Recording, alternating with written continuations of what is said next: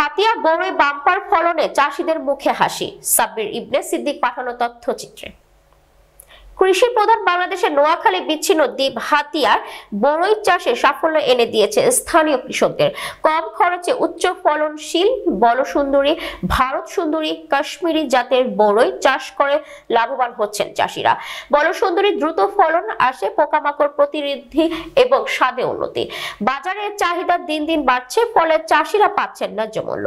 চাষিরা বলছেন, বড়ই বাম্পার ফলন পেতে বলসুন্দরী, কাশ্মীরি ও ভারত সুন্দরী চাষের আশার আলো জুগিয়েছেন। চরই ইউনিয়ন ৬ নং ওয়ার্ডের চাষী আলাউদ্দিন ডুবাই বলেন, আমি বর্তমানে ২৪০% জমিতে চাষ করছি। খরচ হয়েছে ৪ লাখ, আশা করি ১২ লাখ টাকার বড়ই বিক্রি করতে পারবো। একই ইউনিয়নের রাসেল মাস্টার বলেন, এই বছর ৮০% জমিতে চাষ করেছি, খরচ হয়েছে ৭০,০০০ টাকা। ৪ লাখ টাকা বড়ই বিক্রি করতে পারবো। কৃষক আফসার উদ্দিন জানান, এলাকায় পানির সমস্যার কারণে বড়ইতে পানি সেচ দিতে না পারায় বড়ই আকারে ছোট হচ্ছে ও ঝরে যাচ্ছে। বড়ই বাগানে কাজ করা শ্রমিক জাহাঙ্গীর আলম জানান, সরকার ও কৃষি অফিসাররা যদি কৃষকের পাশে থাকে তাহলে আরো ভালো ফলন হতো, চাষও বাড়ত, কর্মসংস্থানের সুযোগ সৃষ্টি হতো। হাতিয়া উপজেলার কৃষি কর্মকর্তা আব্দুল বাসেত সবুজ বলেন, আধুনিক পদ্ধতিতে বড়ই চাষ করলে দেশের ফলন ও রপ্তানি বাড়ানো সম্ভব। সরকারের প্রশিক্ষণ ও সহায়তায় নতুন কৃষকরা এই চাষে উৎসাহী হচ্ছেন। এই বছর হাতিয়ার ১৬ হেক্টর জমিতে ১৫৩ টন বড়ই উৎপাদন হবে, যার বাজার মূল্য ৯৪,৫০,০০০ টাকা। দারকানিতে আমার খরচ হয়েছে পরে প্রথম বছর একটু বেশি হয়েছে, এবার একটু কম হয়েছে। হিয়ারও মনে হইতেছে আমার ৪ লাখ ৪.৫ লাখ টাকা খরচ হয়েছে।